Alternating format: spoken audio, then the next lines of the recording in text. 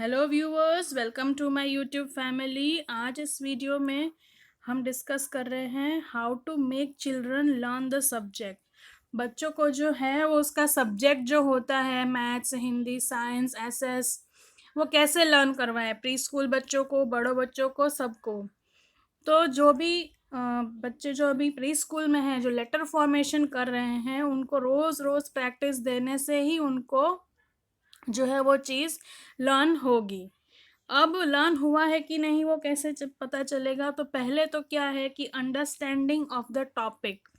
जो भी सब्जेक्ट आप पढ़ा रहे हो, चाहे वो मैथ्स हो, इंग्लिश हो, साइंस हो, या लेटर फॉर्मेशन हो, तो बच्चों को पहले ये पता होना चाहिए कि टॉपिक का मतलब क्या है। जैसे अगर बच्चा ए बनाना सीख रहा है तो ए के स्टेप्स उसको पता होने चाहिए कि पहले स्लांटिंग लाइन, फिर दूसरी स्लांटिंग लाइन, फिर एक बीच में छोटी सी स्ट्रेट लाइन। तो इस तरीके से जो भी टॉपिक है उसकी एक अंडरस्टैंडिंग बच्चों को होनी चाहिए, उसको समझ में आना चाहिए कि कैसे उसको करना है। या बड़े बच्चों में उनको पता होना चाहिए कि इस टॉपिक में जो है क्या वो समझा रहे हैं, क्या बताना चाह रहे हैं, हमें क्या लर्न करना है। एक बार वो समझ में आ जाएगा टॉपिक, तभी वो लर्न कर पाएंगे, वरना लर्न नहीं कर पाएंगे। तो सबसे पहला चीज़ है अंडरस्टैंडिंग, सब्जेक्ट को समझना है। दूसरा है ओरल रीडिंग विथ अंडरस्टैंडिंग। तो ओरल रीडिंग विथ अंडरस्टैंडिंग मतलब 5 बार 6 बार उसको, जो टॉपिक को है वो रीड करना है, समझ समझ के रीड करना है। समझ के रीड करेंगे तो जल्दी से वापस हम रिकॉल कर पाएंगे, बिना समझे वापस भूल जाएंगे। तो इसलिए समझ के रीड करना है। जैसे फोटोसिंथेसिस अगर हम ले ले तो फोटोसिंथेसिस क्या होता है? Plant make their own food by using water, sunlight, फिर कार्बन डाइऑक्साइड और क्लोरोफिल। तो ये जो समझ के उसको लर्न करना है, 5 बार 6 बार 7 बार 10 बार बोलना है, देख देख के बोलना है। फिर उसको करना है reading with seeing, then speaking without seeing.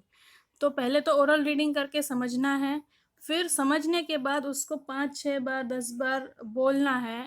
और बोलने में जब परफेक्ट हो जाते हैं तो एक बार बंद करके वापस बोलना है वो चीज़ को, जो लर्न किया है, उस टॉपिक को, डेफिनेशन को, आंसर को, किसी भी चीज़ को।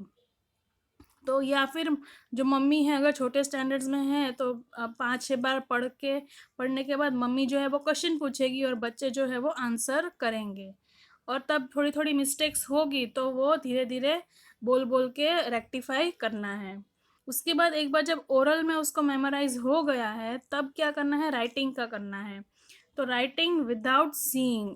तो जब लर्न हो गया है, एक बार वो चीज़ लर्न हो गई तो उसको बिना देखे एक बार लिखना है और फिर चेक करना है कि उसमें क्या मिस्टेक्स हुई है।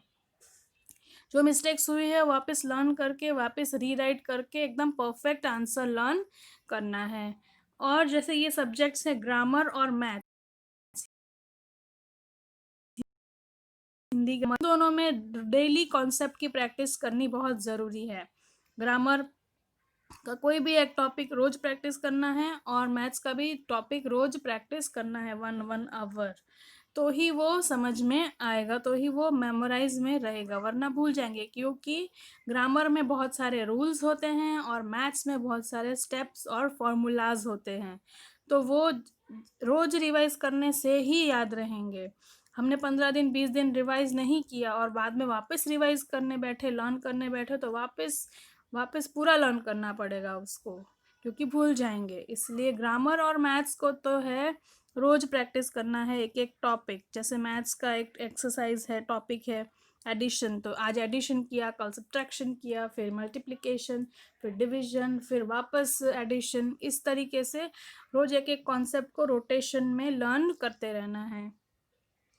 फिर आता है कि उसमें फार्मूला और जो रूल्स होते हैं उनको जो है एक चार्ट पेपर में शॉर्ट फॉर्म में लिख के सॉफ्ट बोर्ड पे या कपबोर्ड पे या जिस भी जगह पे बच्चा स्टडी करता है वहाँ लगा देना है, ताकि वो रोज़ रोज़ देखेगा तो जल्दी से मेमोराइज हो जाएगा।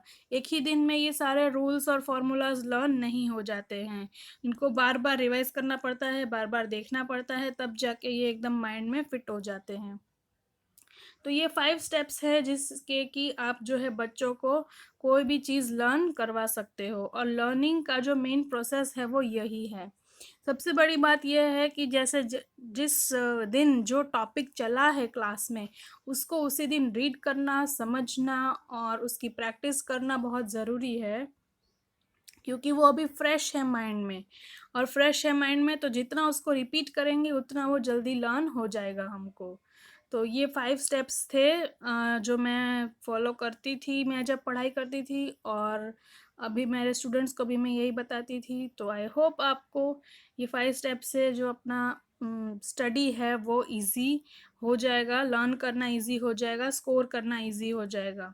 अगर आपका मेरा वीडियो अच्छा लगता है, पसंद आता है, तो लाइक करिए, शेयर करिए, सब्सक्राइब करिए। Thank you, thanks for watching.